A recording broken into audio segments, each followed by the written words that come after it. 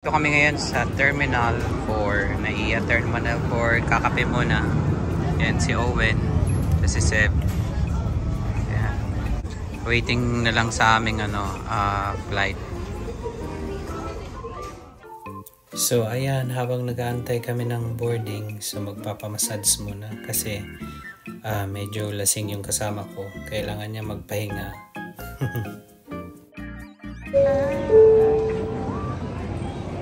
Hello everyone, this is Yuan, the Federal Writing. Ito tayong Palawan, guys. Boarding na kami. Boarding.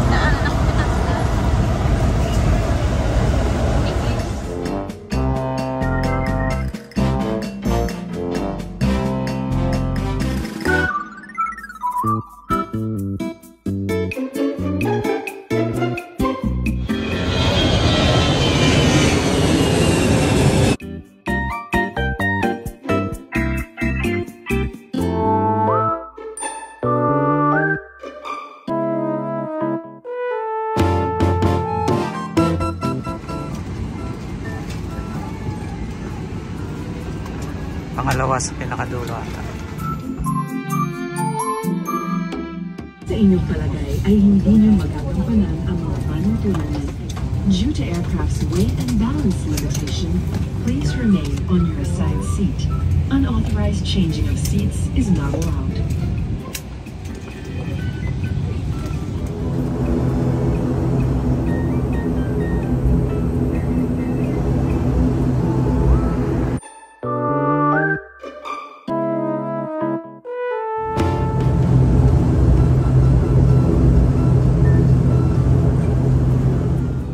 Ayan, pataas na kami, paakyat na. Ayan, see you Coron.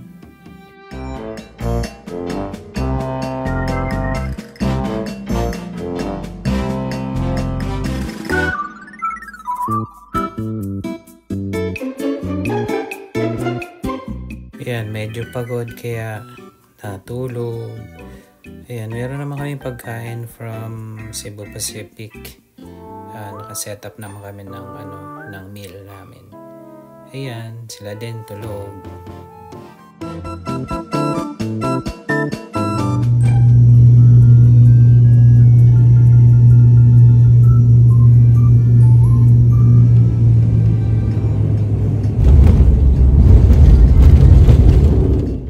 Ayan, touchdown, Coron.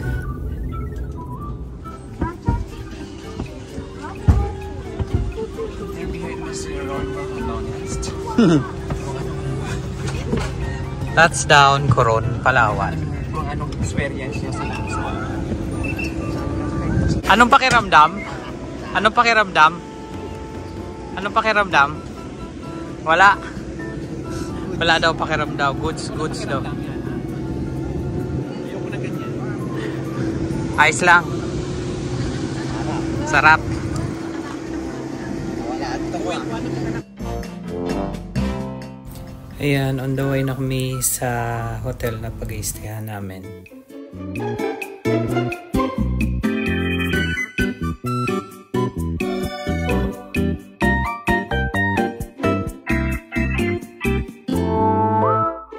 Okay, dumating na kami sa West Town. Okay na ba? Yung ID na. Upo daw muna eh. Ayan, dumating na tayo dito sa West Town Coron Resort Hotel. Ito yung lobby nila, tsaka ayan, ipapakita ko sa inyo yung labas. Okay naman siya, maganda.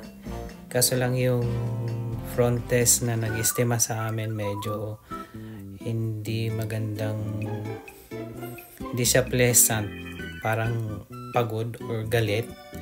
Hindi siya maganda mag-estima ng customer. So ayun lang ang comment ko dito. Maganda ang resort. Ayan po.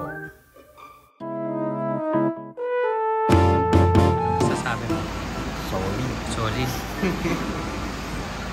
Mag-gym ka ba? Yes, nandito na kami sa Coron. Welcome to Coron. Welcome to Coron. Ayan, after check-in, mag-late lunch naman tayo.